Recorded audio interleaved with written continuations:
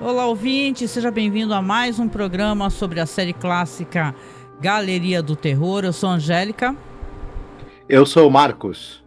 Hoje vamos falar aí sobre mais um episódio que tem coisas legais, surpreendentes. Acho que dessa vez vocês vão gostar tanto do que a gente tem a falar, tanto como do episódio, né, Marcos? Uhum. Acho que sim. Vamos lá então, sem mais delongas. Falar aqui que os episódios são: primeiro é a captura de Lindemann, tá? Sim. Que a direção do Jeff Corey, com o roteiro do Rod Serling. Eu acho que é mais a pescaria de Lindemann. É verdade, na tradução ficou meio esquisito mesmo, nessa tradução livre que eu fiz aqui. É a pescaria, tem mais sentido. E aqui, o segundo segmento é o falecido Sr. Paddington, também do Jeff Corey. Aqui o roteiro é do Jack Laird. E por último, um banquete de sangue do Janos Suark. E interessante aqui no caso o jeito como é tradução, que seria o que, de quem que é esse segmento aqui, porque eu achei estranho. E tá Stanford Whitmore.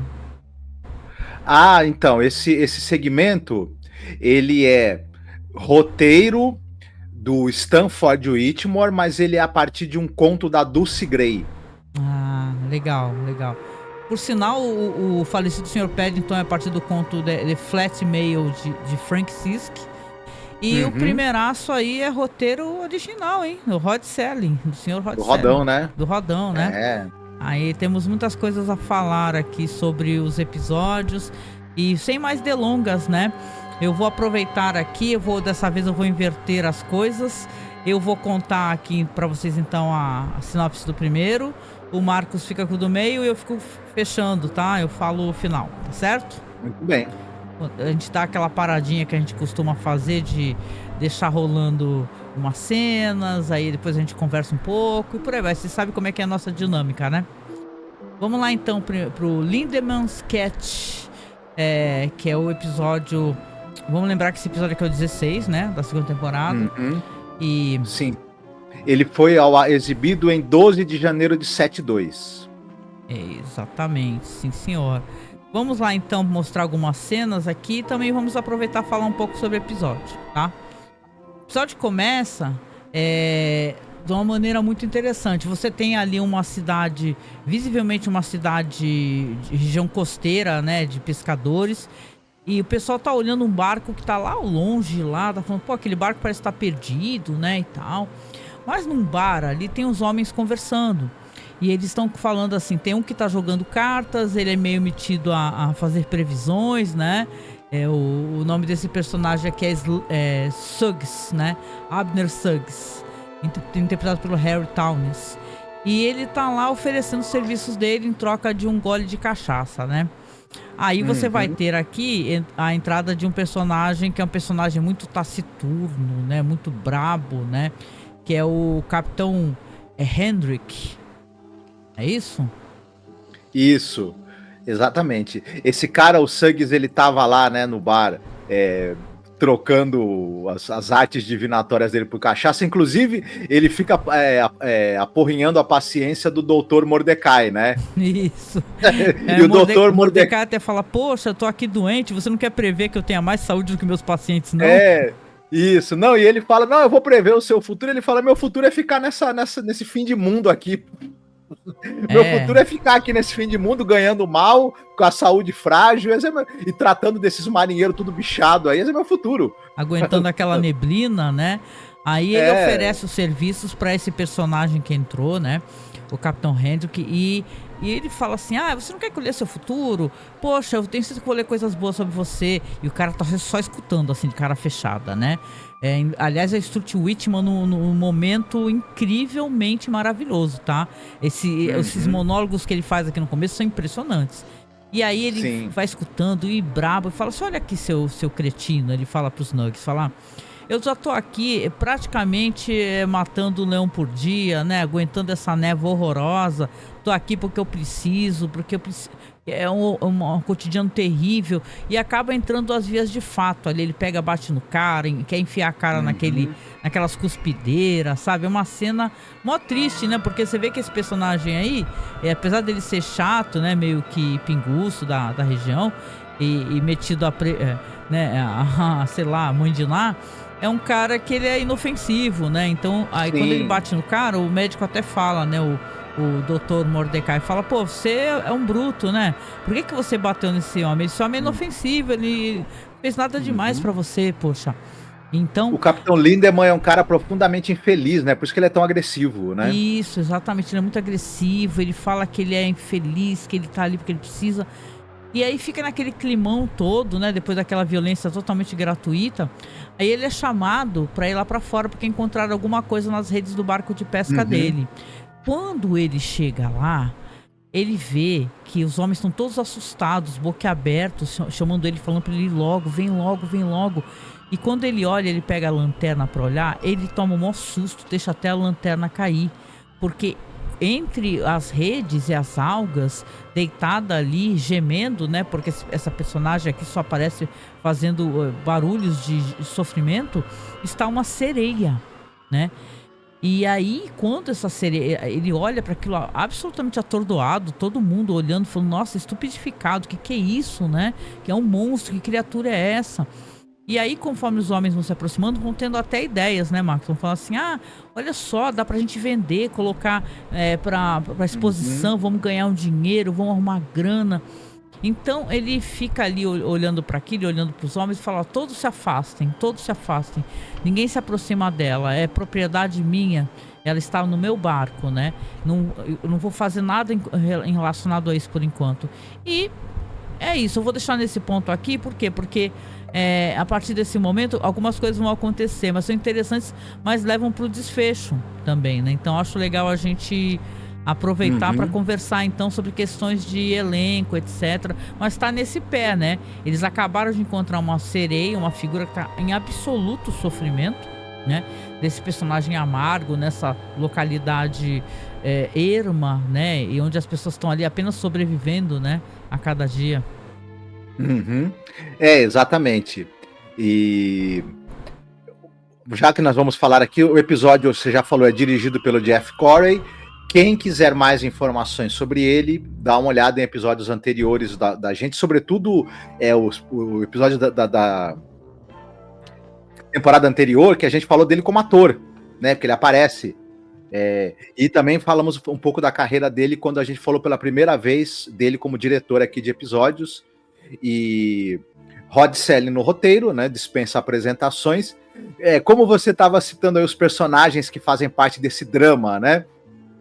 O Bebum e que faz consegue fazer a leitura do futuro, que fica tentando trocar, né? Ler o futuro das pessoas nas cartas, na mão, em algum oráculo ali em troca de uma dose de bebida. O Abner Suggs, né? Esse personagem, ele é vivido por um ator chamado Harry Tones. E esse cara, ele participou de 2 episódios de Além da Imaginação. Ele participou de The Four of Us Are Dying e o Shadow Play, 2 episódios sensacionais de Além da Imaginação. Ele estava lá. Fora isso, ele é um cara que ele participou de vários teledramas, né? A gente já falou tanto aqui sobre os teledramas, ele estava em alguns deles.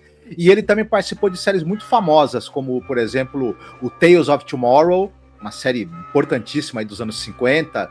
E esse cara nasceu em 1914, você veja só, né? Séries como Suspense, Clímax, Omnibus, enfim, um ator de TV muito requisitado. O Dr. Mordecai, ele é vivido por um ator chamado Jack Aronson. Esse cara era um cara de teatro. Ele tem poucas participações na televisão, mas ele foi o Capitão Ahab. Ele fez uma leitura dramática do Moby Dick, muito famosa, dirigida pelo Paul Stanley. Não o Paul Stanley do Kiss, tá? Paul Stanley, que era um cara que era diretor de séries de TV e produtor.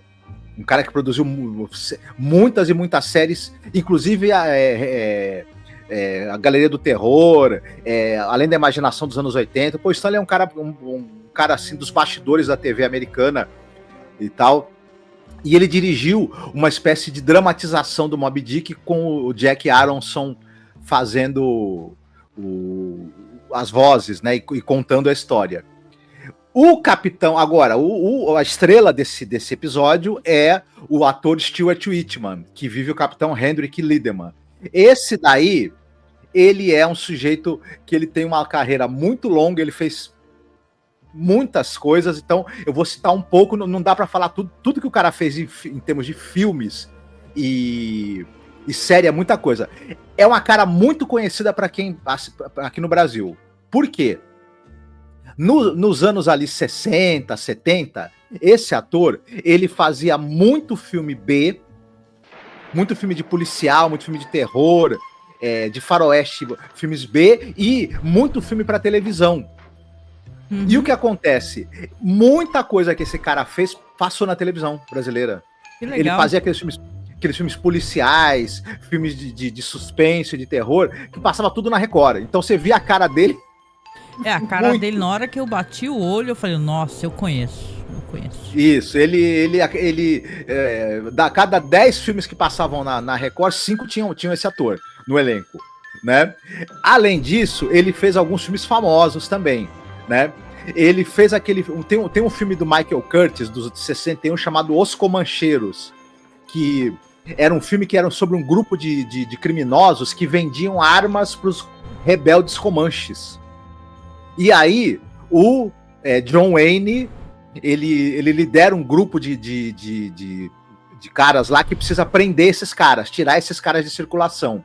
Esse filme passou muito na televisão brasileira, né? Passou na Globo, enfim. E o Stuart Whitman, ele contracenava ali, ele era um dos protagonistas junto com o John Wayne. Ele tá num filme também que passou na televisão brasileira, que é A Noite dos Coelhos, no qual coelhos mutantes gigantes atacam as pessoas. Nossa senhora. O pessoal que viu esse filme, claro que não esquece. Quem viu não esquece um filme como esse, obviamente, né? Ele tá naquele filme Esses Homens Maravilhosos e Suas Máquinas Voadoras. Lembra o filme que passava muito na TV brasileira também? Nossa, que era aquela... Uhum. Então, ele é um dos caras lá que também tem a máquina voadora dele para tentar ganhar a corrida lá, que o governo inglês... Tipo corrida maluca, né? O governo inglês, ele quer avançar os métodos de aviação, então ele promove uma corrida em que cada um traz um protótipo ali de um avião ou de uma máquina voadora, e quem ganhar a corrida ali ganha uma subvenção do governo para desenvolver aquele projeto. Então é meio que uma corrida maluca, era muito legal esse filme. E ele também fez muitas séries. Teve uma série do Superboy nos anos 80, ele era o Jonathan Kent, o pai do Superman. Ele participou também de séries famosas no Brasil, como Super Máquina, SWAT, O Mestre, aquela série que era com o Lee Van Cleef. Além disso que eu tô citando, centenas de outras séries e filmes. É um cara que trabalhou muito na vida. Mas talvez o pessoal agora lembrando, talvez até lembre um pouquinho da fisionomia dele.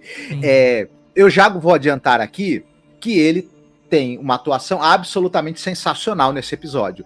Ele é meio que uma figura meio calcada em cima de um Capitão Ahab, a gente poderia até dizer, né? Esse episódio brinca um pouco com essa coisa do Moby Dick. Então ele é um cara solitário, ranzinza, agressivo, ensimesmado. Ele não esconde o ódio que ele tem da vida dele, daquele local em que ele vive. É autoritário também, né? Autoritário. Então ele, em muitos sentidos, ele tem alguma coisa de Capitão Ahab. O Capitão Ahab do Moby Dick. E é uma atuação muito boa mesmo. A gente ao mesmo tempo que a gente fica com raiva, né, da agressividade, da misantropia dele, ao mesmo tempo no olhar dele tem aquela coisa também de que a gente entende que isso é fruto de uma profunda infelicidade também. Isso, uma amargura muito forte, né? E os diálogos, assim, a gente fala muito disso, diálogos. Prestem atenção nos diálogos desse episódio, é impressionante. Sim. É de uma elegância mesmo, assim, sabe? Uma altivez mesmo. O Rod Serling era o mestre do diálogo, e é mais ou menos isso. A gente sente a misantropia desse cara, a gente sente o desgosto que ele tem com a própria vida, com o local onde ele vive, a solidão dele. Isso tudo é através das falas do Rod Serling. Ele é um grande mestre em, através do que a pessoa fala, a gente entender o que tem dentro dela, quem ela é, a gente entender a psicologia daquele personagem. Sim. E isso está presente aqui muito como esse Capitão Lindemann ele é descrito, né? E é bem legal. Mas o que acontece? Quando ele encontra essa sereia, de alguma maneira, a gente sabe que as sereias têm esse poder, né?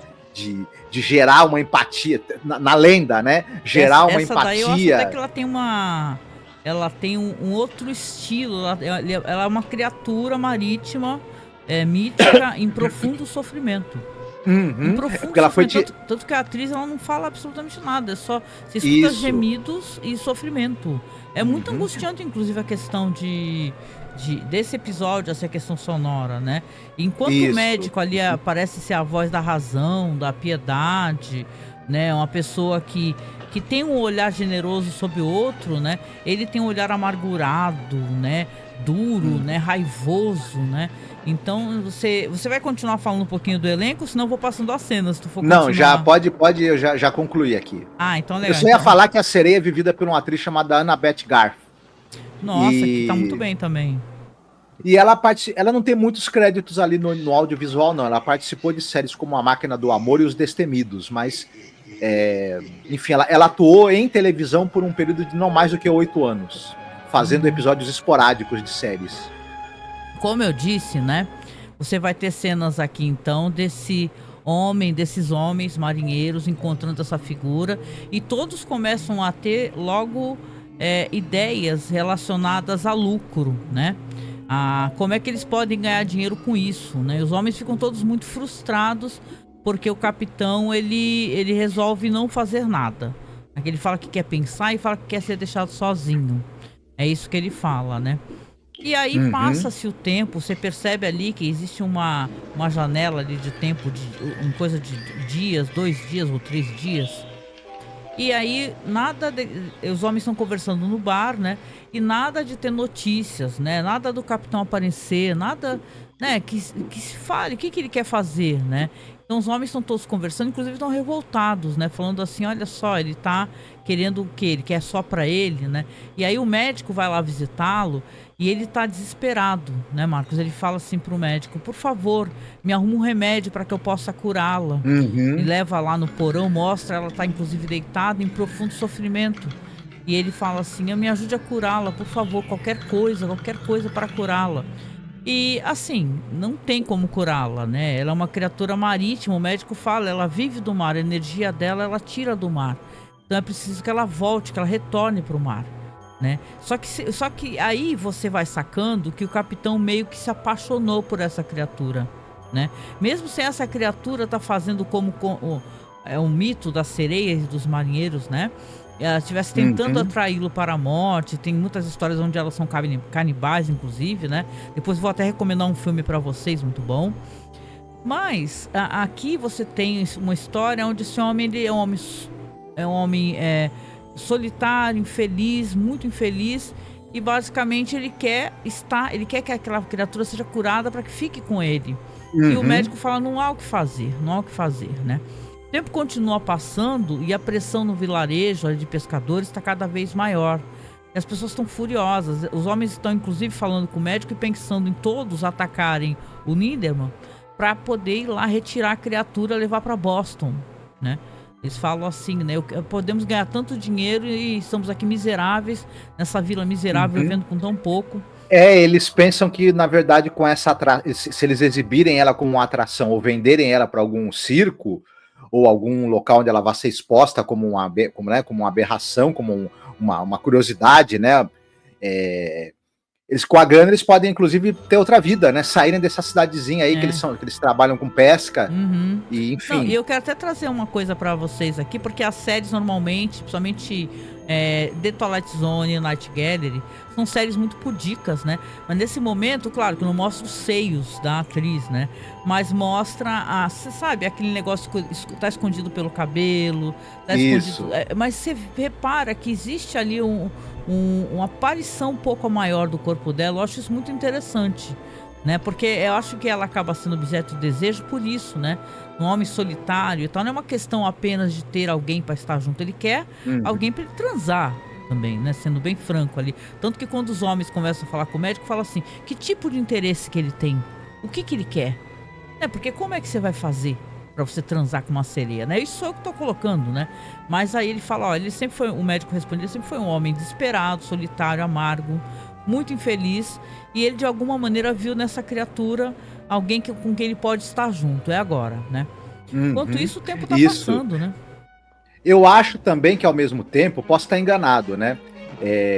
Ele também começa a desenvolver essa coisa de querer ter a companhia dela, não ficar mais sozinho, encontrou alguma coisa com a qual ele se preocupa, porque eu acho também que, de certa maneira, ela provoca isso nele, que é um dom que as sereias têm, porque é uma maneira também de não deixar os caras venderem ela. É por isso que eu discordo desse ponto de vista, porque senão ela teria provocado nos outros homens. Tem muitos homens envolvidos. Ah, sim. Muitos mas aí talvez começasse uma briga entre os caras, né? É mais fácil, vamos dizer, quer dizer, pode ser, não sei, né? Mas acho que aquele gesto dela de colocar as mãos nas mãos dele, meio que ela também exerce uma influência sobre ele. De certa maneira, verdade. Começaram os fogos aqui, gente. Bom, assim, o que acontece? Aí, os homens já estão até pensando realmente em atacá-lo, né? O médico fala, olha, vocês podem até ir, mas se preparem para alguns de vocês morrerem, porque esse daí é um homem muito forte, entendeu? E ele não vai deixar vocês simplesmente retirarem dele o que ele tem. Ó, você viu os ecos aí de Moby Dick? O momento em que o Starbuck pensa, né, em matar o Capitão Ahab para poder impedir que ele continue na caçada, né? Olha aí. Não, então aí vai vir a reviravolta da nossa história. O que acontece aqui? Esse personagem que ele bateu no começo, né? Que é o cara chamado Snugs, né? Ele é Suggs, aliás. Ele vai lá procurar o capitão no meio da noite. Ele chega, o capitão já fica furioso. Fala assim, ó, o que você tá fazendo aqui? Vaza atrás. Eu já não te bati o suficiente, já não te arranquei dentes. Né? Toda vez que você vem ofertar pra mim essas suas previsões, eu te bato. E ele chega a falar assim, não, mas eu vim aqui pra te ajudar. Eu vim aqui pra te ajudar, eu vim aqui pra te oferecer um elixir milagroso que vai transformar a sua sereia numa mulher. Você não quer a minha ajuda? Aí o capitão fala assim, maldito, se você estiver mentindo pra mim, eu te mato, né? Aí ele fala assim, acredite em mim, acredite em mim, isso aqui, você vai pingar umas gotinhas na boca dela agora à noite, de manhã ela já vai ser uma mulher, já vai ter pernas. Acredite em mim. E ele fala assim, Suggs, se você me ajudar nisso, eu te deverei um favor para sempre, né? Os diálogos são muito bons, gente, sério mesmo, assim, eu fiquei babando. E basicamente, o que acontece? Você vê que a noite vai passar, né? O capitão fala assim, então vou tentar, né? O dia amanhece. Quando o dia amanhece, você já vai ter umas cenas muito interessantes, né? Porque os homens estão todos lá por ali, né? As pessoas são pescadores, estão agregados ali naquele bar, né? É o local onde eles estão, inclusive, curiosos para saber o que vai acontecer. E aconteceu realmente uma transformação. Quando o capitão desce, ele olha para aquele cobertor, não tem mais uma cauda de peixe, tem pés. Quando ele olha, que vê os pés, apenas os pés, né? Parece que ela tá restante dela tá coberto. Ele fala assim, malditos, tá vendo? Eu sabia que eu ia conseguir. Vou mostrar pra vocês, vou provar pra vocês que eu consegui. Olha só, agora ela é uma mulher, ela vai estar comigo. Vou lá buscá-la pra vocês verem. Aí ele vai descer a escada. Ele desce a escada, vai ver que ela tá se levantando. Ela já tá ali com as pernas dela, com os pés levantando e ficando de pé. E quando ela fica de pé, ele tem a visão dela, ele vê algo absolutamente aterrorizante. Ele dá um berro assim, sabe aquele berro de filme de terror, né? E ela vai subindo a escada lentamente, assim, só as pernas da atriz aparecem, né? E ela está subindo amarrada naquele saco, né? Naqueles farrapos. E ele gritando, ele volta lá, sai da cabine desesperado, horrorizado, se joga no chão. Os homens também olhando, porra, o que aconteceu, né? Ele fecha a porta e fica lá desesperado, agachado, chorando, né? Só que ela tá subindo. E quando ela sobe, você vê que primeiro vai mostrar ela abrindo a porta, né, e saindo. E primeiro vai mostrar a face dos caras, né, olhando pra ela com cara de meu irmão, que porra é essa, entendeu? E aí quando vai dar um enfoque, rapaz, o que você não espera, o que vai acontecer, aí vai virar, aí fica até engraçadinho, fica até divertidinho. Porque o momento onde ela aparece com a maior cara de peixe, nervosa mesmo, aqueles peixes de olho esbugalhado, feia para o cacete. Com a maior cara de peixe, um peixe de peruca. Desculpa, Isso. mas a cena é muito boa. Aí o Capitão Lindemann fala... Só que ela pula no mar, né? Não, e eu fiz uma leitura dessa cena aqui, tudo bem, né? Eu tô falando as coisas seriamente, daqui a pouco começa a rir. Eu fiz uma leitura dessa cena, que assim, ele pensou assim, porra, né? Agora ele tem cabeça de peixe, mas tem perna, tem o resto, né? Agora eu quero ficar, foda-se. Ai, gente, eu sei que é uma história trágica, mas é engraçado isso daí. Aí ele, não, fica comigo. Aí ele vai e pula no mar, né? E tá na cara que ali ele já foi levado. Talvez por ela mesma, né? Pro mar, né? E a história termina de maneira sóbria. É só eu que achei hilário aquela máscara de peixe. Porque quando ela pula e ele vai desaparecer, né? Aí você já vai ver os homens lamentando, né? Estão todos no barco ali com tochas e tal. Estão fazendo o que parece ser um enterro marítimo sem corpo, né? E eles estão ali, lamentando, falando pro mar que você levou tanto de nós, né? Você leva tudo da gente, a nossa vida, o nosso esforço e tal, e diálogos fantásticos, né? É que aquela máscara realmente é foda, então na hora que tu vê aquela máscara, tu fala, caraca, malandro, o peixe de peruca é uma parada que só o Nat Gallery pra entregar pra gente, né, Marcos, né? Mas é bonito. Exatamente. O final, todos os diálogos são bons, gente. Sabe, não tem o que... É impecável, o episódio é impecável. Não, é um episódio muito legal mesmo. Todas as atuações são muito boas. Ele tem, ao mesmo tempo, essa coisa desse drama, né, do isolamento dessas pessoas, né, da infelicidade delas. Ao mesmo tempo tem esse elemento sobrenatural. Tem essa ponte que ele faz com o Moby Dick. Enfim, um episódio bem bacana, assim. E a solução que eles encontraram é, como você falou, a máscara que eles usam de peixe na moça, ela não é nem ruim, ela é bem feita. É que o formato dela é um daqueles peixes zoiudo, então é um tanto quanto engraçado, né?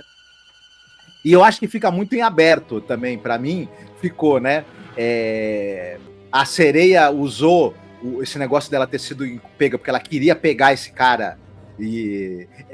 digamos assim, ela é uma espécie de predadora, ela escolhe você, ela dá um jeito de se aproximar para te pegar. E será que talvez ela perceba qual é a sua maior fraqueza e é aí que ela te pega, né? Por aí, né?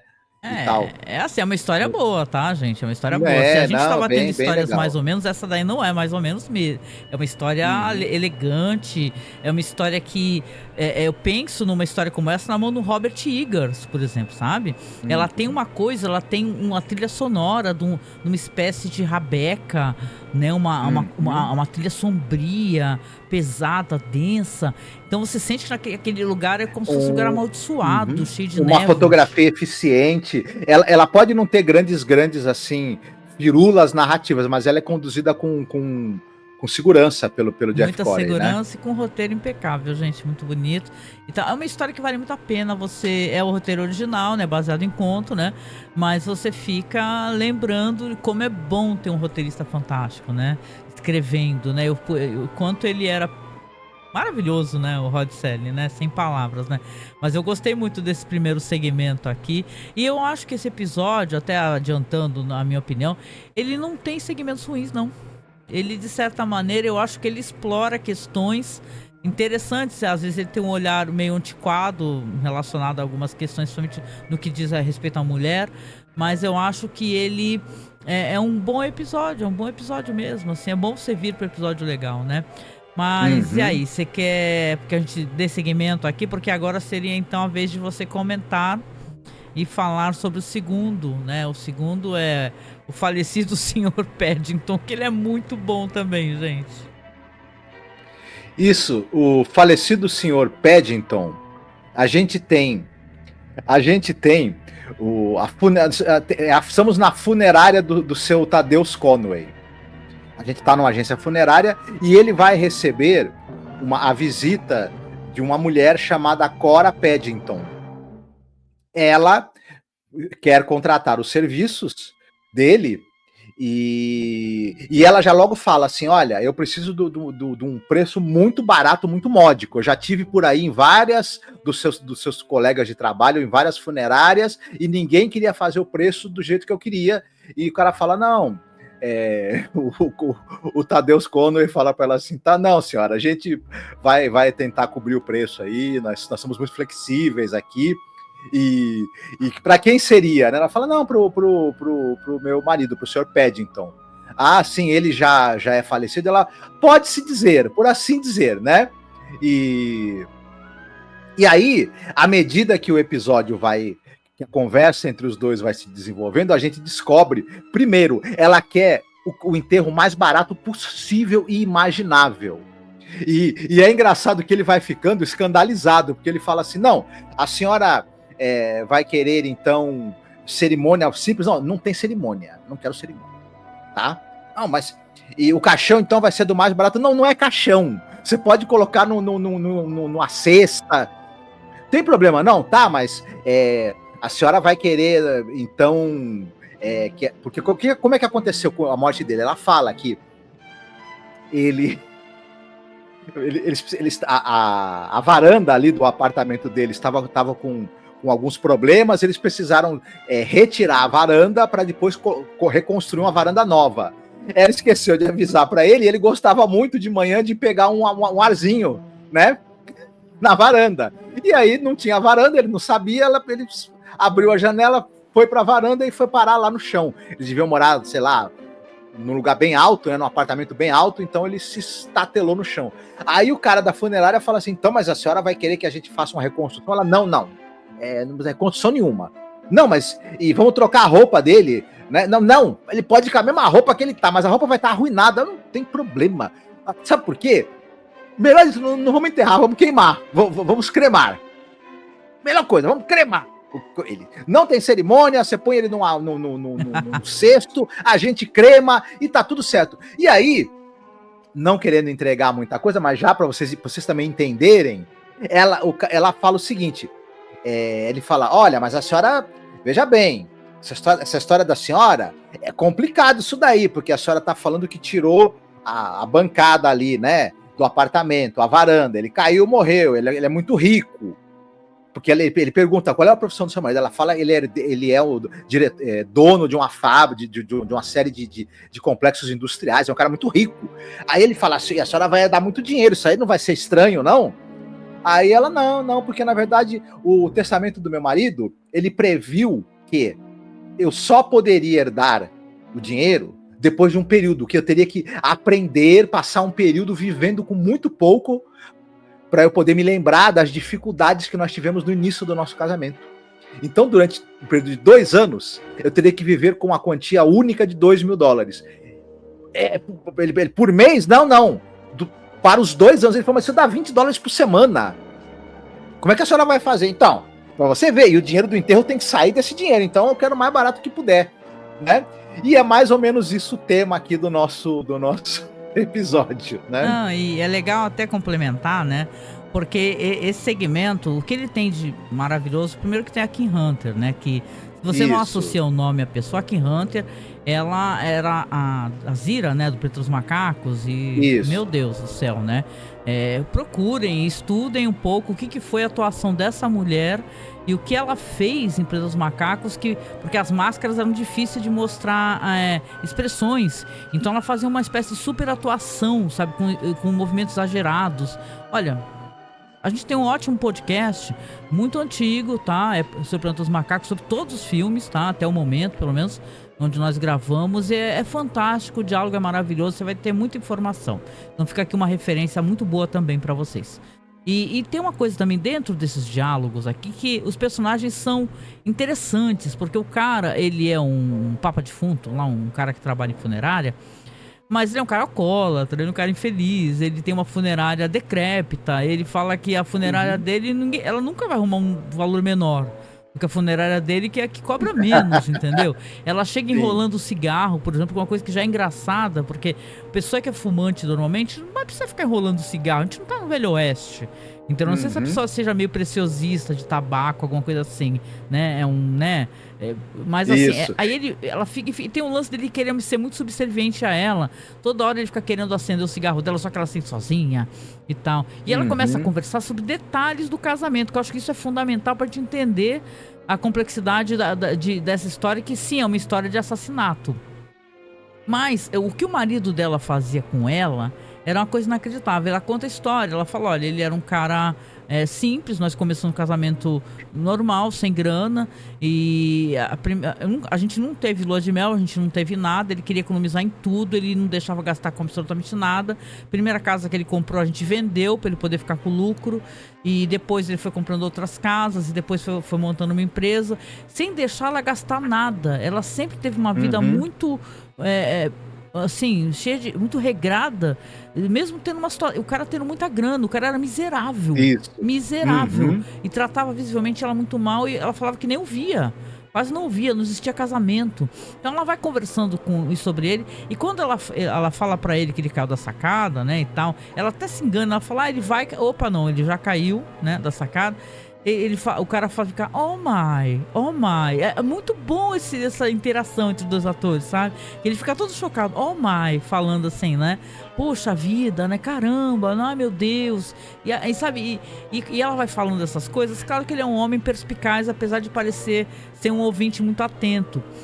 E ela vai falando coisas que, quando ela chega nesse ponto do testamento, que ela vai chegar e falar assim, esse homem, ele é um homem tão... assim, eu não sou hipócrita, eu não o amo, não vou chorar por ele, porque ele falou que ele não gosta de viúvas que assim que o marido morre, já arrumam outra pessoa, tão cheia de grana e tal, são herdeiras. Então ele falou pra mim que eu vou ganhar apenas $2.000 pra viver por 2 anos, como você falou, Marcos. Aí o cara faz a conta e fala, meu Deus, você vai ter que viver com $20 por semana? Você vai ter que pedir esmola na rua. Aí ela falou, porém tem uma questão, né? O seguro, caso ele sofra uma morte violenta por acidente, dá mais 4.000. Então, o cara, ele conseguiu até depois, né? Vamos colocar aspas aqui da morte, ele ferrar com a mulher. Um cara que fez a mulher toda a vida. E tem muita gente que é assim, tá? Tem muita gente que é assim, que pega, tem muita grana e é miserável. É gente miserável que reaproveita a borra de café, sabe? Que usa roupa rasgada, que tem uma situação que parece que uma pessoa cheia de grana. Eu conheço gente assim, eu conheço, né? Que a pessoa parece que não tem grana nenhuma, a pessoa tem muita grana, entendeu? E vive miseravelmente. Aí tu pensa assim, essa pessoa é tão miserável que ela merece morrer miseravelmente. Então, aqui nessa questão, ela fala que é pra ele o mais barato possível. Ela não pode gastar com nada relacionado a ele, até porque ele não gastava com nada relacionado a ela, né? Então é um episódio que as coisas estão aqui, né, Marcos, nas entrelinhas, né? O que ela não fala diretamente, porque ele vai ter toda essa discussão com ela, ele é um ótimo ouvinte, ele trata com ela com muita educação, e depois, quando ela vai embora, se tu me permitir, eu faço a conclusão. Ele vai falar com outro cara, que ele tem um ajudante, né? O cara da funerária, né? E o ajudante fala pra ele, pô, você conversou tanto tempo com ela, mas ela não resolveu nada, não falou aonde a gente podia pegar o corpo, né? Porque normalmente quando você chega na funerária, você fala, ó, tá no hospital tal, né? É pra você retirar, por favor, né? Onde está, no ML, que seja, né? E aí o cara bate no ombro do ajudante e fala assim, você não entendeu o que aconteceu aqui. Você não entendeu o que ela falou pra mim sem dizer. Esse homem, ele não morreu ainda. Esse homem, ele vai morrer. Porque aí aparece um cara no final do episódio, né?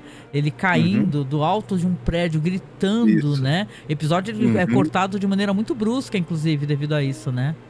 Isso. Esse assistente, esse jovem que é assistente do cara da funerária é o Randy Quaid, né? Novinho. O irmão do Dennis Quaid. Sim, irmão do Dennis Quaid. Caramba. Sim. Então eu tava lá fazendo uma ponta ali, enfim, né? E... Pois é isso, né? Esse episódio tá aí, né? achei um episódio que tem um roteiro do Jack Laird legal e que tem ótimos diálogos, tá vendo? Pois é, tá vendo? Olha lá, vamos elogiar, né? Porque eu acho que realmente nesse momento é um acerto, viu? Ele não quis fazer... aliás, eu tenho uma teoria relacionada a isso, tá? Eu até falei pra ti. Pra mim, é impossível você dar um roteiro na mão da Kim Hunter, né? As entonações dela, as coisas que ela fala, a maneira como ela para, a maneira como ela olha e tal. É impossível você dar um roteiro na mão dessa mulher e ela não tirar... Eu não tô querendo reduzir o cara, mas não tirar leite de pedra, porque essa mulher era divina, de verdade, de verdade, de verdade. É impressionante o jeito como ela fala e tal, os cacoetes e tal. É um episódio onde tem poucas pessoas em cena, não tem muitas questões, não tem grande orçamento, visivelmente, mas ele é rico de interpretação. O episódio depende dela. Ela é o coração do episódio, enfim. Ela carrega o episódio nas costas. Embora o outro ator aí, o Harry Morgan, esteja bem, é ela que conduz tudo. É ela que... Até porque os diálogos são conduzidos por ela, né? Enquanto que o cara tá perguntando, são as respostas dela que constroem todo o quadro pra gente. E depende muito da gente entender a dinâmica desse relacionamento que ela tinha com o marido e os sentimentos dela em relação a ele. E ela transmite isso assim, ó, chuchu, beleza, né? Uma grande atriz. Esse roteiro do Jack Laird, ele é baseado num conto de um cara chamado Frank Sisk. Esse Frank Sisk, ele era um cara que, nos Estados Unidos, aqui também, né? Você sabe que o Hitchcock tinha aquelas coletâneas de contos de mistério e suspense. A Hitchcock apresenta, Hitchcock recomenda. E esse cara, os contos dele apareciam em diversas antologias, dessas antologias de contos apresentadas pelo Hitchcock. Eram apresentadas pelo Hitchcock, na verdade, coisa nenhuma, né? Era uma antologia de contos editada, né? Alguém fazia a curadoria e põe o nome do Hitchcock. Porque, mas enfim, atenção. E tal, mas aí muitas dessas coletâneas de histórias de mistério saíram sob a curadoria, entre aspas, do Hitchcock, né? Isso, e enfim. É muito legal, assim, episódio muito legal e é bom poder falar bem, né, de alguma coisa que o Jack Laird adaptou, né?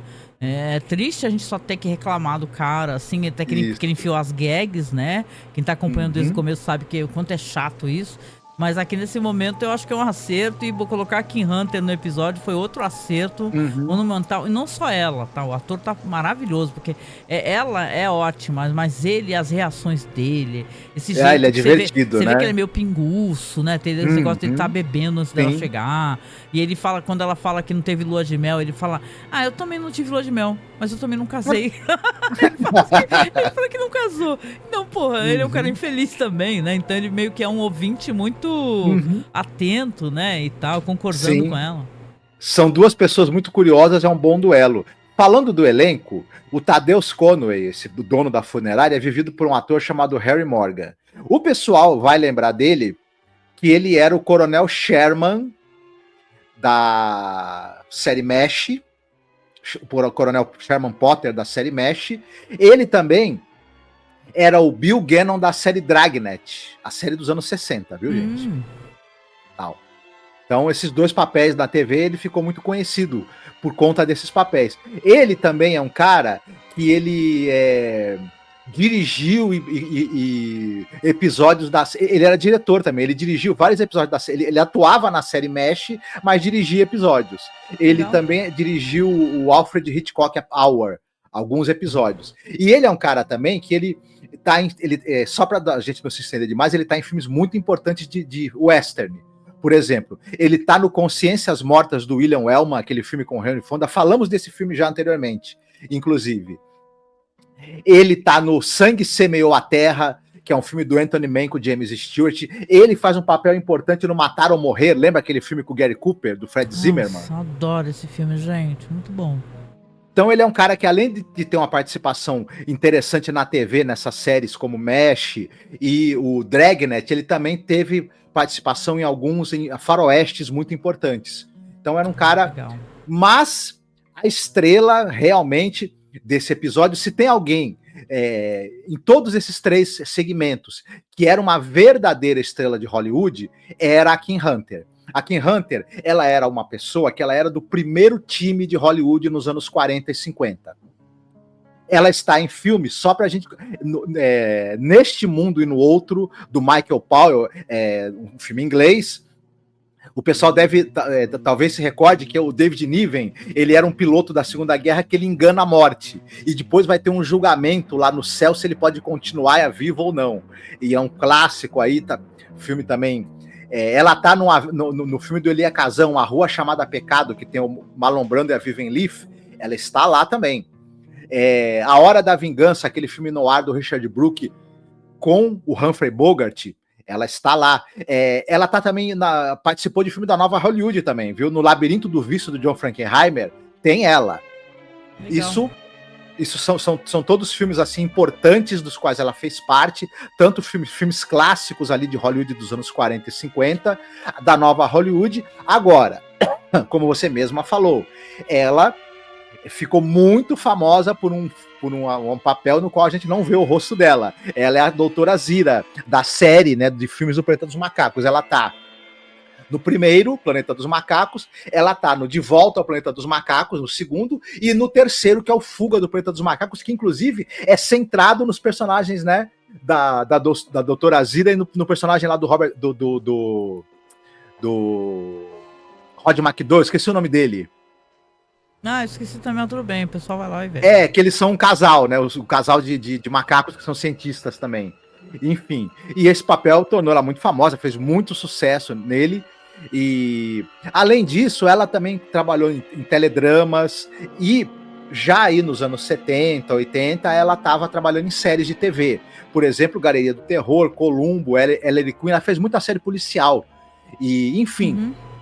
Um grande nome de Hollywood, do primeiro time ali, participou em filmes clássicos, uma grande atriz. Ela trabalhou bastante, ela fez muito cinema, a gente citou esses filmes, mas ela está em muitos outros filmes importantes, e também trabalhou bastante na televisão. E uma grande, grande atriz mesmo. Sim. Ela trabalhou, inclusive, até o final da vida, ela trabalhou até pouco tempo de morrer, se eu não me engano. Caramba, maravilhosa mesmo, divina. Vê-la nesse momento foi incrível, foi, meu Deus, vale muito a pena. Se você por acaso escuta aqui o programa ou escuta o podcast sem assistir, né, porque não é tão difícil, gente, assim, pra quem quiser, a gente já falou que tem a nossa pasta, que a gente pede ajuda, mas se tu vai no OkWho e procura pelo nome do episódio, você encontra. Tem vários canais lá no OkWho. O OkWho é uma espécie de Facebook da Rússia. Mas as pessoas têm muitos canais de faroeste, ficção científica, galeria do terror, você acha. É só procurar, ter paciência e você acha. Então vale a pena, é maravilhoso, sim, gente. Sem palavras. Eu não quero me repetir, mas vale para esse episódio algo que a gente já falou em outros episódios, que ele não deixa de ser um episódio de humor, é quase que uma piada filmada, de certa maneira, mas quando tem um pouco mais de tempo e dá pra gente ter o sabor ali de ver o desenvolvimento dos personagens, conhecer os personagens melhor... Sim. Mesmo quando é um episódio do Jack Laird, você vê como funciona muito bem. Inclusive, esse episódio é muito legal. Eu fico pensando, sabe, se talvez as gags bobinhas, se elas não fossem melhor desenvolvidas enquanto um segmento maior, elas talvez não funcionassem, né? Talvez aquele negócio de ter gag de 5 minutos, 10 minutos, isso que não funciona, né? Porque você tem um segmento super denso, muito bonito e tal, e vem uma gag boba, entendeu? É uma questão mesmo de decupagem, né? De montagem, de como é que tem gag que demorava nem 5 minutos, tem gag que era de 2 minutos, e olha lá. Verdade, né? Verdade, mas esse segmento é maravilhoso. Vamos lá pro próximo aí? Que o próximo ele é loucura, hein, gente? Deixa eu preparar aqui as cenas aqui pra vocês aqui. Deixa eu colocar aqui, peraí.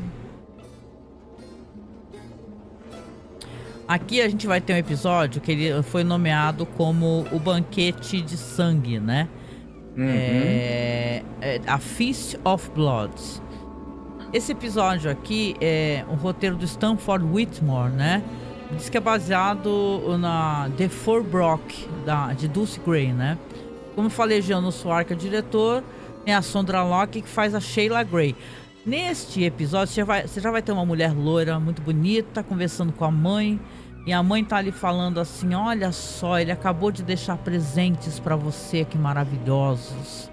olha isso, olha flores, ele deixou flores, deixou presentes. Aí ela fala, eu odeio esse homem. Esse homem é insuportável, esse homem parece uma lesma. Esse homem é definitivamente alguém que eu não gosto. Ela é apaixonada por um homem chamado John, né? Eu não vou casar com ele, mas a mãe fala, nossa, mas ele é rico, ele tem situação. E a mãe tá toda feliz lá, inclusive vai abrindo o presente, que ele mandou pra ela flores e mandou um presente que é uma espécie de broche. É um broche muito estranho. É um broche que parece que tem um animal meio empalhado, um animal pequenininho, né? E tá preso por um cordão de ouro e um alfinete, né? E aí ela fala, ai, coloca e desce logo, porque ele tá te esperando, filho, esse homem maravilhoso. A mãe dela nem é interesseira, né, gente? Mas assim, aí ela desce de cara feíssima, né? A mãe, querido, você tá aí, tá te esperando há muito tempo. Ai, onde é que vocês vão? Onde é que vocês vão jantar? Ai, a gente vai jantar ali, não sei onde, lugar chique. Ai, meu Deus, que maravilhoso. Aí você mostra a cara do cara, olha a cara dele, gente. Pelo amor de Deus, é isso. A cara dele é realmente um cara com uma cara meio de qualquer coisa assim, cara antipática, né? E mais do que antipática, acho que esse ator, ele tem uma cara meio empolada, sabe? É o Norman Lloyd, né? Que faz o Henry Mallard, né? E ele tá ali todo assim, ai... A mãe fala, como é que vocês vão? Vocês vão de carro? Vocês vão como? Ah, eu estou com um motorista. Aluguei um carro pra gente. E tá lá, ai, que maravilha, vão logo, né? E antes dela sair com o cara, isso daí me marcou. A mãe dela tá doida pra ela casar com esse milionário, casar né? Mas com um ela cara já tá rico, né? Bem sucedido. Vai ver que o John é todo bonitão, mas não é nem tão bem sucedido quanto esse cara, né? O Henry. Aí antes dela sair, isso daí me pegou, porque porque eu sou mãe, né? Ela me pegou e falou assim, olha só, cuida bem da minha filha, é minha única filha, né? E ela sai com esse cara, né? Mal sabe essa mãe que é a última vez que ela vai ver essa filha, né? Porque esse episódio ele tem uma coisa meio humorística, mas eu acho ele meio tétrico, porque é uma história de um cara, um incel, né? Uma pessoa raivosa e é um predador, né? E aí ele tá conversando com ela no restaurante e ela não tá nada feliz de estar ali, ela não faz a mínima questão de esconder isso, né? Ele que tá falando lá, tentando puxar conversa e tal. Aí tem hora que ele pega o sobretudo onde tá o broche, né? E fala assim, sabia que isso daqui que eu te dei é uma espécie de morcego, assim, uma versão muito antiga, né? De um morcego. E ele tá aqui, né? É pequenininho, ele está preso aqui por uma espécie de voodoo. Eu vou tirar o voodoo dele, do seu sobretudo, e tu vai ver como ele vai agarrar firmemente com as patinhas no seu sobretudo e nada vai tirar ele dali. Né? E ela vai olhando ele, tentando conversar com ele. Inclusive ele fica debochando, ele fala que esse John, né, que ela tá apaixonada, ela fala que não quer nada com ele. Ela fala, eu tô apaixonada pelo John, vou casar com o John, entendeu? E não adianta que você me diga, né? Ele fala assim, ai, mas você tem certeza que você não gosta de mim? Ela fala, não. Aí, sabe, ela não demonstra. Então, você percebe que ele tá ali com aquele olhar, não é um olhar de alguém apaixonado. Perceba? É um olhar de alguém vingativo. Ele tem um olhar vingativo e debochado, né? Como aquela pessoa que sabe, tem um segredo guardado, que sabe que vai ferir aquela pessoa de alguma maneira. E aqui eu não tô nem justificando, né? Porque tem uns haterzinhos, né? Que aparecem de vez em quando aqui, né? Abraço, hater. E assim, eu acho, sinceramente, que a mulher, ela não é antipática com ele, não é gentil, né? Mas ao mesmo tempo a gente também não sabe o tipo de relação, o quanto esse cara deve ser grudento, chato, insuportável e stalker do cacete pra infernizar a vida dela, né? Então ela não esconde realmente que ela não gosta dele, ela não esconde, ela já falou, eu já te falei que eu não quero ficar com você. E é um direito dela, eu não quero ficar com você. Se essa é uma história para um homem e um homem assista e se sinta vingado de alguma maneira, esse homem é estúpido, né? Eu penso assim, tá? Já colocando aqui meu ponto de vista. Então quando ele sai com ela do restaurante, no carro chique dele, ele dispensa o motorista. Ali já deveria ser um sinal de alerta para ela, né? Ele dispensa o motorista e fala assim, vamos embora e eu quero estender a noite, tá? Ela fala, eu não quero estender a noite nenhuma, eu quero ir embora. Eu tô cansado, eu quero ir pra minha casa, meu. Eu não quero ficar com você, eu não quero ficar com você. Entendeu? Não importa o que você diga, eu não quero estar com você. E ele, uma hora que ele para o carro, inclusive, né, Marcos? Depois vou parar nesse ponto. Tem uma hora que ele tá ali na estrada com ela, ele para o carro e tenta agarrar ela. Ele tenta agarrar ela fica puta da vida, né? E fala, meu, me larga. eu vou socar a tua cara. Ela fala, eu vou te socar, meu, eu vou te bater, me larga. Né? E sai do carro. Ela fala, eu vou sair do carro. Entendeu? Aí ele fala, vai embora, vai voltar pra sua casa a pé, como é que você vai fazer? Como é que você vai fazer? E ela fala, não, eu prefiro andar até minha casa a pé do que ficar contigo. Entendeu? E ele fala assim, ele fala, eu prefiro 1000 vezes estar morta do que estar contigo. Aí ele vira pra ela e fala assim, né? Você prefere? Que bom que você disse isso daí, concordo contigo. Né? E pega o carro e deixa a mina sozinha, no meio da noite, na rua, numa estrada, sozinha, longe de casa a pé. Né? Entendeu? Então esse cara, que ele é visivelmente um bosta, né? Ele pega, vai embora e ela vou deixar nesse ponto aqui, ela vai voltando pra casa sozinha, tenta até, parece uma hora que ela quase pediu carona, não consegue, e está voltando pra casa. Vou deixar nesse ponto aqui, que aí a gente pode falar um pouquinho sobre os atores, etc, né? Mas você vê visualmente que é um cara péssimo, né? Um cara enfadonho, um cara insuportável. Ele quer forçar a presença dele nas mulheres, né? Porque ele é um cara bem sucedido. Muito bem. Você quer que eu fale um pouquinho do... Sim, pode falar, que eu sei que você gosta de pegar esse momento antes da gente dar o desfecho para falar um pouquinho sobre os atores, atrizes, etc. Fica à vontade. Direção Jeannot Suzark, já falamos dele. Quem tiver curiosidade sobre esse diretor de origem francesa, mas que fez muita coisa na TV americana, dá uma pesquisada, escuta os nossos episódios anteriores, porque ele dirigiu bastante segmentos, na verdade, de Galeria do Terror. O roteiro é de Stanford Whitmore. Esse cara, ele é um sujeito que ele escrevia para televisão. Ele escreveu coisas como Fugitivo, O Homem da Virgínia, mas ele vai escrever mais um segmento de Galeria do Terror nessa temporada. Se eu não me engano, é o 22 que ele vai escrever também. Então, vamos falar dele mais pra frente de novo. Uma curiosidade, ele é baseado num conto da Dulcie Gray. Essa fulana, Dulcie Gray, é um negócio curioso da gente citar. Ela, na verdade, ela era atriz. Ela foi uma grande atriz inglesa. E eu não vou entrar em muitos detalhes assim da carreira dela para a gente não se estender demais, né? Mas ela era uma atriz de teatro. Ela vai depois, ela era casada com um cara chamado Michael Denison. Eles, depois que se conhecem e se casam, eles formam uma espécie de parceria para a vida inteira. Eles participam de muitos filmes, encenam muitas peças de teatro. A Dulcie Gray era uma atriz com uma formação muito sólida, shakespeariana, inclusive. E eles vão fazer muito sucesso, tanto no cinema, quanto no teatro, quanto na TV inglesa, durante décadas. Só que ela tinha 2 hobbies, e é por isso que tem uma história dela adaptada aqui. Ela era uma lepidopterista.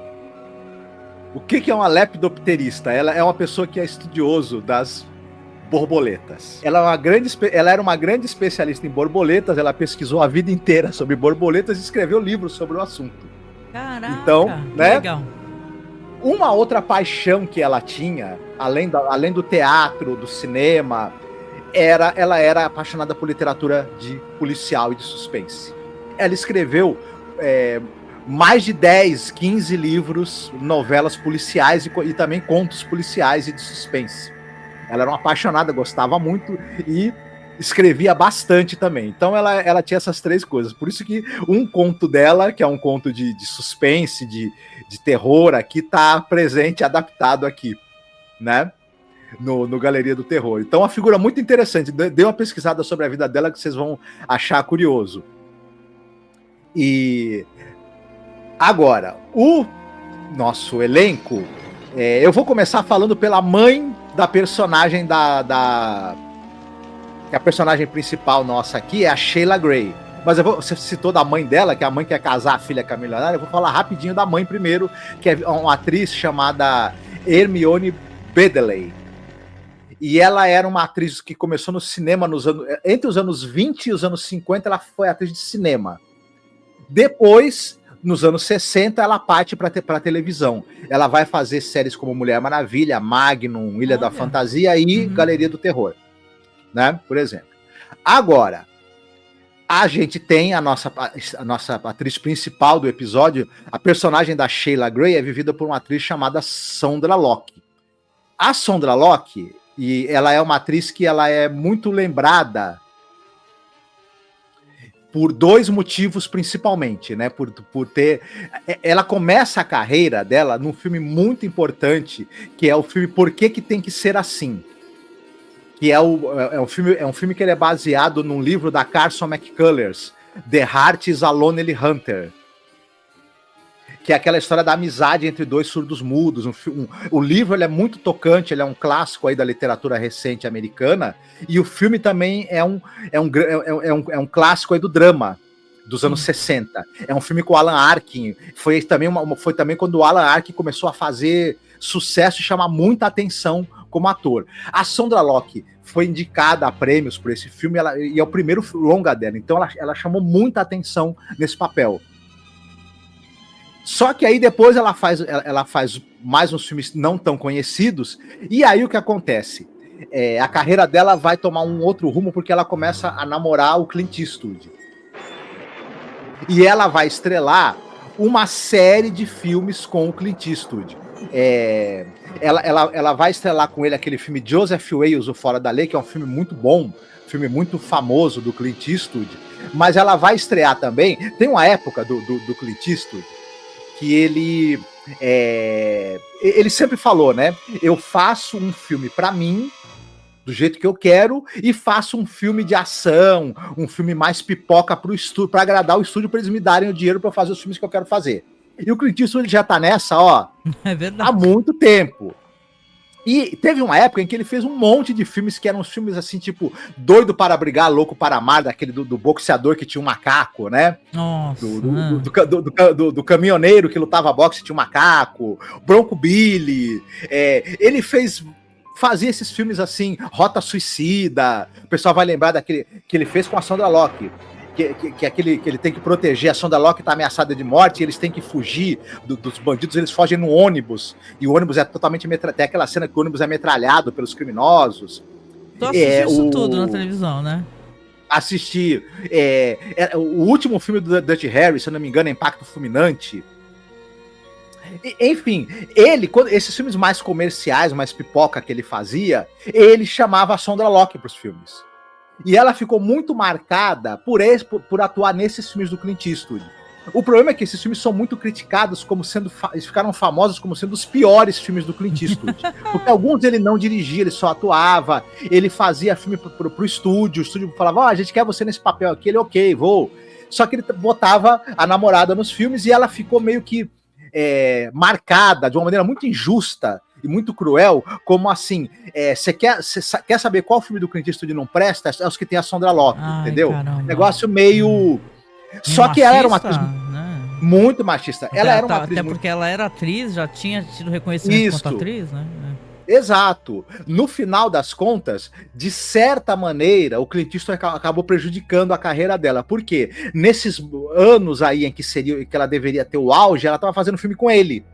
Quando depois ela se separa dele, ela já tá já tem uma certa idade, ela meio que ela fala também, quando eu passei dos 40, pararam de me dar trabalho.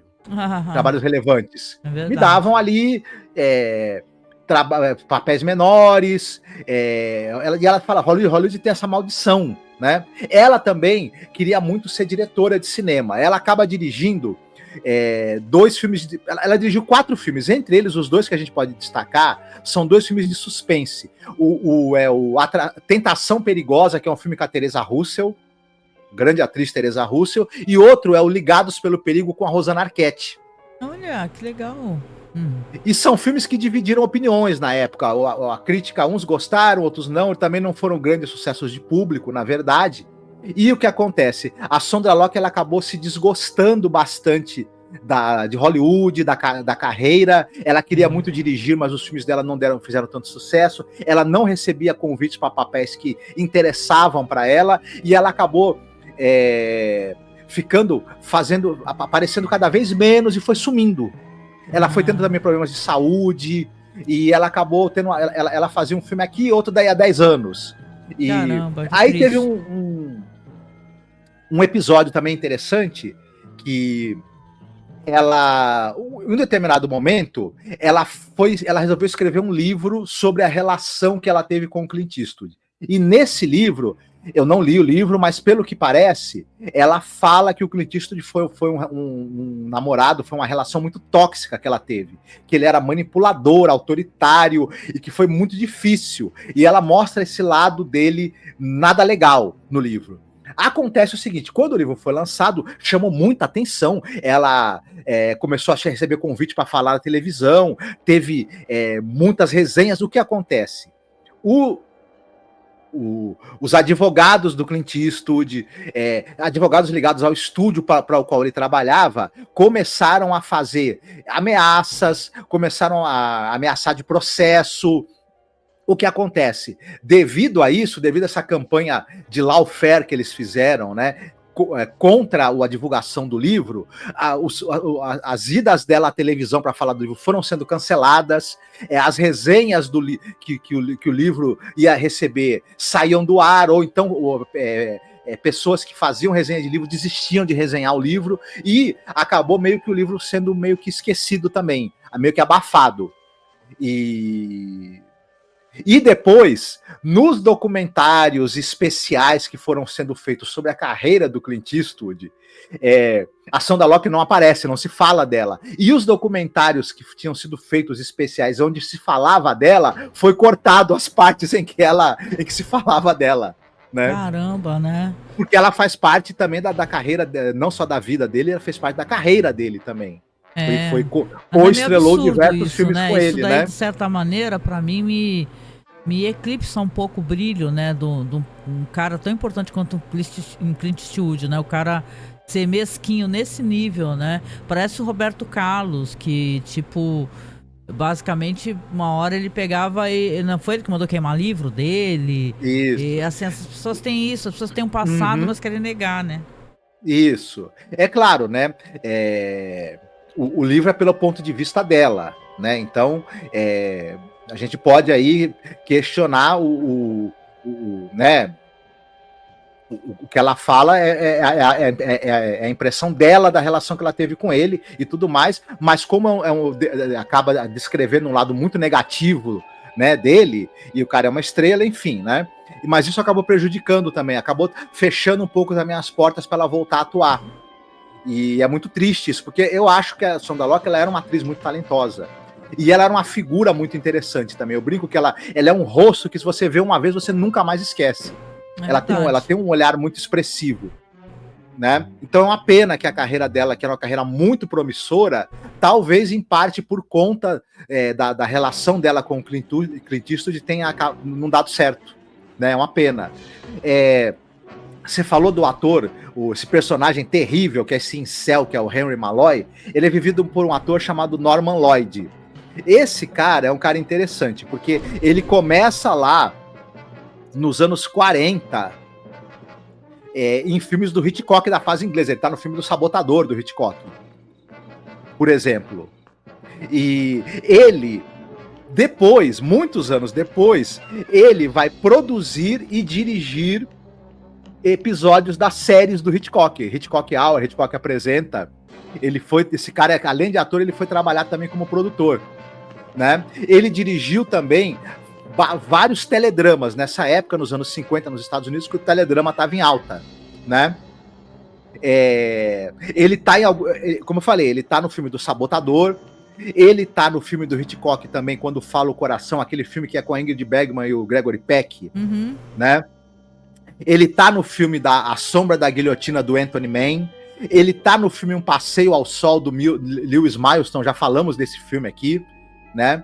E aí o que acontece? Já nos anos 70, ele vai para séries e nos anos 80 ele faz um monte de filme de terror de baixo orçamento. Ele abraça o terror B, né? Entendi. E já mais no final da carreira, ele vai ter uma participação no filme Sociedade dos Poetas Mortos. Enfim, é um cara que a carreira dele é muito ligada à carreira do Alfred Hitchcock, né? Ah, legal, poxa, legal, né? Mas aí, vamos lá para as cenas finais do episódio? Sim, sim. Vamos lá então, porque o negócio é interessante aqui que vai acontecer no final, né? Você vê que basicamente o cara deixa ela, né, no meio da rua. Ela não consegue carona e vai andando no meio da noite, né, na escuridão.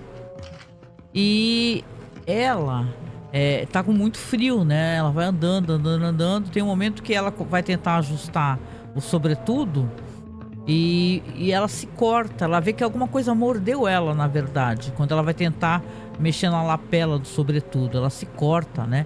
E ela fala assim, caramba, o que é isso? Ela tinha até esquecido que esse broche tava lá. E é uma cena que depois até na revisão você até acaba achando um pouco até engraçado. Você percebe que tá subindo aquele bicho no broche. Ele tá subindo. Tem uma hora ele tava mais pra baixo, aí depois ele tá mais pra cima. Daqui a pouco ele já tá do lado da lapela. Tanto que quando ela vai mexer na lapela, ela é mordida ou se picou. Claro que não tem nenhum alfinete ali, ela foi mordida, não é verdade? E aí ela se desespera, ela vai tentar mexer de novo e realmente vê que foi mordida novamente. E aí ela começa a correr, se desesperar, e é essa parte meio trash desse segmento, né? Porque em vez dela tirar o sobretudo, né? A cena é assim, ela sai correndo, gritando com o sobretudo. Tem uma hora que realmente ela vai tentar tirar o sobretudo, só que o bicho já tá bem maior, né? Você vê... o bicho já tá enorme.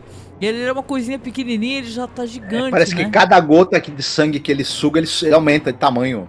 Isso, exatamente. Cada gota que ele suga, ele vai aumentando. E ela fica desesperada. Mas em vez dela, sei lá, na primeira coisa que ela sentiu, ela arrancava o sobretudo. Eu sou assim, se eu sinto um bicho na roupa, meu Deus, né? Eu saio tirando tudo, desesperada, já saio me sacudindo de uma louca.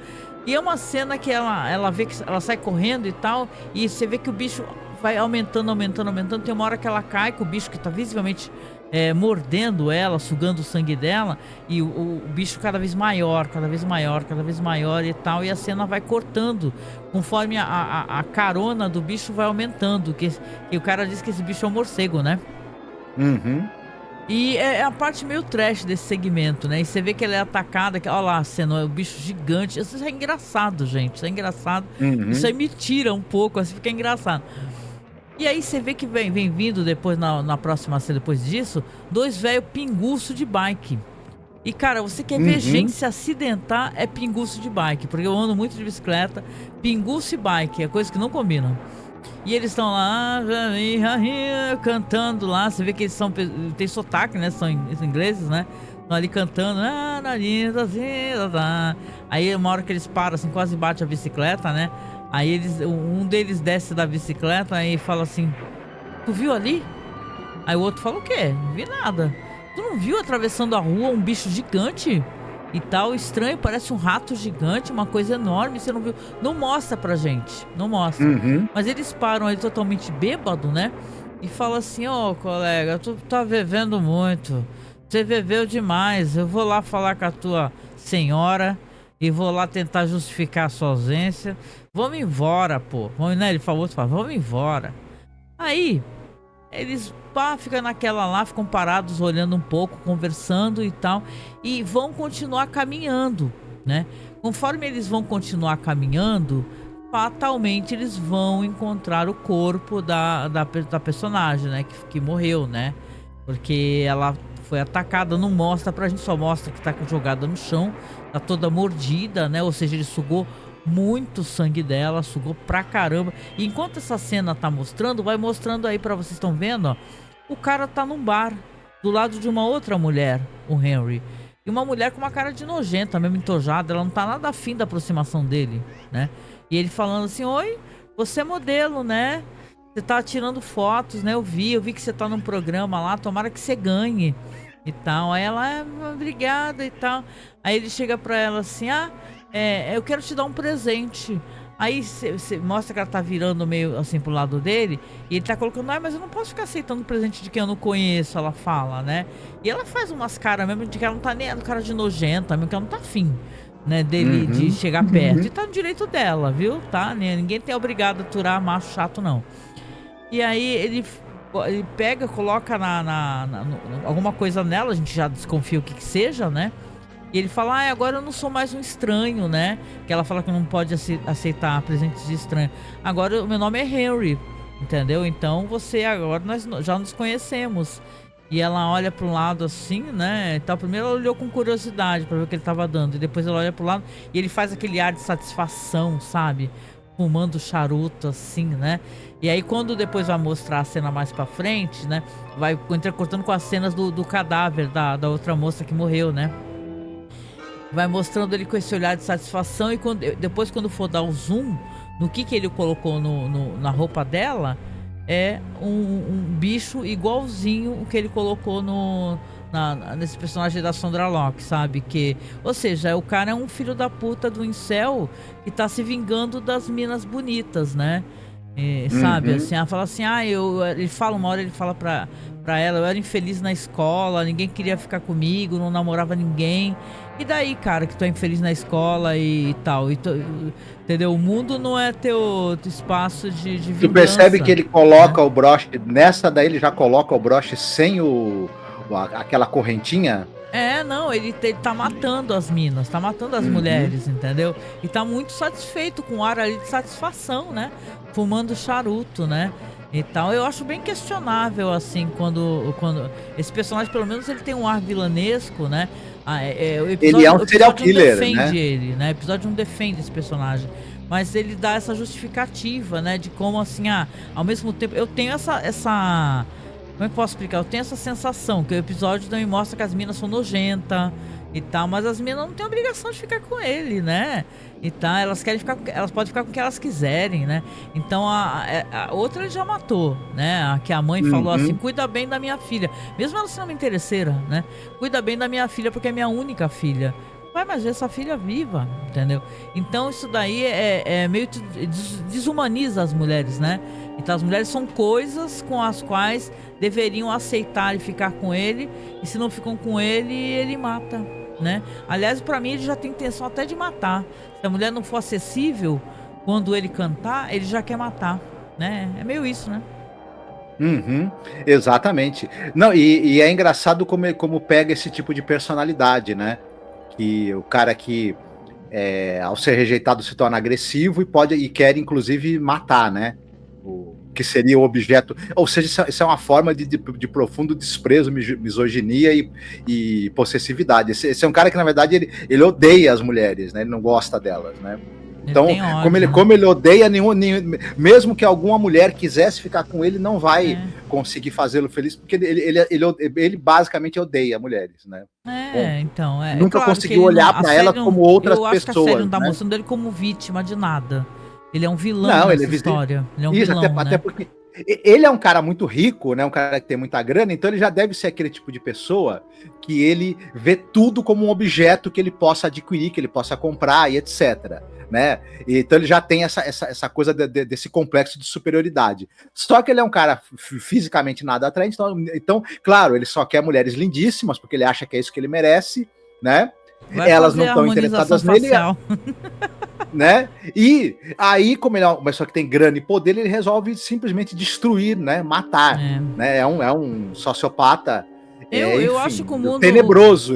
Talvez enquanto feminista, eu acho que o mundo é muito cruel com os homens também, sabe? Porque eu sempre defendi que o machismo ele é cruel com os homens, né? Porque você não consegue se abrir, se solidarizar, né? Então, sim, os homens têm mais vantagens a favor dele. Nós sempre somos a parte, vamos colocar assim, né, mais fraca dentro das situações de relações de violência, de agressão, de toxicidade, né? Mas assim, é uma parada que se o cara tem grana, né? Por que ele não vai procurar uma maneira de se embonitar?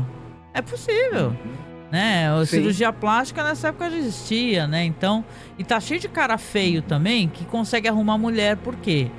Né? Por que às vezes o cara é pobre e feio e ainda consegue arrumar uma mulher? Pergunte. Se é uma pessoa gentil, simpática, legal, é um bom papo. Então não tem essa, sabe? De o cara achar, falar assim, porque eu sou pobre, todas as mulheres me odeiam, odeio todas, quero matá-las. Vou virar red pill. Não, e também tá cheio de cara que não é bonito, mas tem grana e tem namoradas. Tem cara bonito que é um merda. Digo mais, tem cara lindo. Porque o cara é lindo, o caralho, o cara é um merda, o cara é um burro. Pra mim, assim, eu tenho uma coisa de esse cara é repulsivo, né? Sempre achei muito triste, né? Porque toda essa cultura que a gente vive hoje em dia, de red pill, de masculinismo e de violência contra a mulher, desse debate constante, sabe? Até mulheres debatem isso, mulheres que são machistas, né? Debatem que as mulheres de hoje em dia, as mulheres não sei o que, as mulheres não sei o que lá. Eu acho que só traz dano para todos. Obviamente que não é uma situação simples de se resolver, mas começa pelo fato de você primeiramente aceitar quando o outro não te quer. Isso é muito importante, né? Quando você entender que se a pessoa não lhe quer, ok, faz parte da vida, é ganhar e perder, né? Você tentou, né? A pessoa me ridicularizou. Não é a violência que vai resolver essa situação, né? Não é a violência que vai resolver essa situação. Então eu escuto muitas histórias assim de violência contra a mulher, de assassinato. A gente conhece de perto muitas histórias de violência entre casais e fica tudo escondidinho, sabe? Fica tudo escondidinho ali atrás das paredes, né? Eles pensam que ninguém tá escutando, né? Por isso que o pessoal fala assim, né? Tem que meter a colher, né? Chamar a polícia mesmo, né? Mas é assim, é uma história do incel e que tá detonando as minas, né? Ele já não faz nem muita questão de tentar conquistá-las, ele só quer matá-las. Mas achei legal, um episódio interessante, muito bom.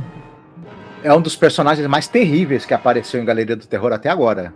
É verdade. E a Sondra Locke, pra falar dela, é triste saber dessa história, saber de que ela, uma mulher que acabou se virando uma espécie de a namorada do Clint Eastwood, né?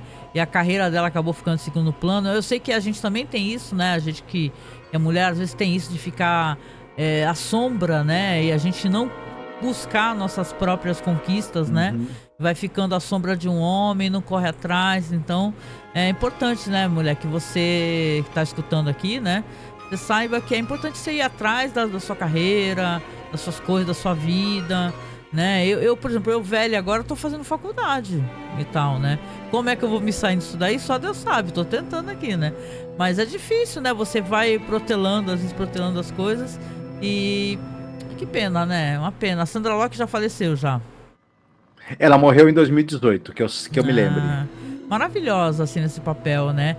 E é legal, assim, é interessante você ver que tem várias artistas que aparecem, normalmente chamam muita atenção, né?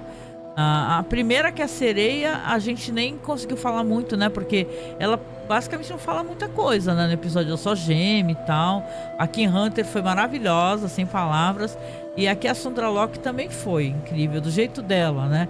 Entendeu? Eu acho que ela entregou uma atuação muito boa. Quem acompanhou a gente em Além da Imaginação, Galeria do Terror é como se a gente falasse de 3 episódios de Além da Imaginação, porque são 3 elencos, 3 histórias, né? Então... É verdade, fica muita coisa, né, pra falar, é verdade, demora um pouquinho, faz parte.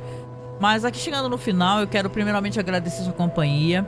Eu quero agradecer as pessoas, aqui eu vou nomear o Las, né, que sempre vem aqui nos comentários e amo, é tão fofo isso, ele chega e fala assim, opa, chegou sexta-feira quando tem episódio, opa, maravilha, episódio novo. Poxa, que legal, obrigada, Las, e também, gente, comentem, sabe, porque aqui na internet a gente sabe, a gente vê os acessos das pessoas, mas pra gente, vocês não têm ainda o nome, vocês não têm uma cara. Então é legal a gente poder estar aqui também pra saber que vocês estão do outro lado. Quem é você que tá acompanhando no YouTube? Fala um pouco sobre você mesmo, comenta aqui embaixo se você gostou, comenta se você chegou a assistir. Então vale muito a pena vocês irem aqui comentar, divulgar e tal. Claro, a gente sempre pede apoio, né? Principalmente apoio financeiro, porque é tão difícil manter o podcast. Mas o comentário de vocês, o compartilhamento, isso daí não tem preço, sabe? É essa ligação emocional que a gente quer, é isso que nos mantém aqui. Se não fosse assim, a gente não estava mais fazendo, né? É porque a gente sabe que tem gente querida, tem gente que nos acompanha, tem gente que espera, tem gente que dá força, tem gente que comenta, né? Recentemente eu recebi até uma mensagem tão divertida, né? Um senhor que estava querendo tanto ajudar um rapaz, não sei a idade, falando assim, pô, me gera um link aí do Mercado Livre, né, e tal, porque a gente também tava no programa de afiliados do Mercado Livre, nós estamos no da Amazon, né, não se esqueça, se você for comprar alguma coisa, compra pelo nosso link, pelo amor de Deus, né, assim, né, porque a gente ganha, nem que seja uma mixaria, mas ganha. Aí eu falei, poxa, no Mercado Livre eu não tô conseguindo, porque o Mercado Livre ficou muito tempo sem vender, e aí eles tiram a gente do afiliados. Aí eu fui lá, coloquei de novo a gente no programa de afiliados, e aí eu falei pra ele, só que tu vai ter que falar qual o produto que você... Porque o Mercado Livre não é que nem a Amazon é fácil. Você entra aqui no link, e seja lá o que tu for comprar, os cookies da página mostra que foi o nosso site, o nosso perfil que recomendou. Mercado Livre não, eles querem que tu dê o link do produto. Aí eu falei, a única coisa que eu posso fazer é te falar, tu mandar pra mim o que você quer comprar, que aí eu gero o link. E aí eu fiz isso, né? E ele fez a compra, então obrigada, né? Nem que seja pouquinho, né? Mas o pouco, né? A gente vai juntando de pouquinho, ajuda bastante. Então eu quero agradecer a todo mundo que nos acompanha. Eu sei que tem gente muito boa que nos acompanha no podcast, no YouTube, nos perfis do Além da Imaginação Podcast, que tem um público só, né? Do Além da Imaginação Podcast. Então eu quero agradecer e pedir pra você, comente aqui, comenta no Spotify, o que você achou do episódio, o que você acha desse babado todo do Clint Eastwood com a Sondra Locke. Eu quero conhecer a sua opinião, tá bom? E é isso, né, Marcos? Deixar um beijo muito gostoso aqui, um abraço muito apertado e até o próximo podcast. Vocês fiquem muitíssimo bem, cuidem-se e em breve estamos de volta, né? Para mais um episódio aí da sua galeria noturna. Beleza. Ou Galeria do Terror. Beijinho, tchau, tchau.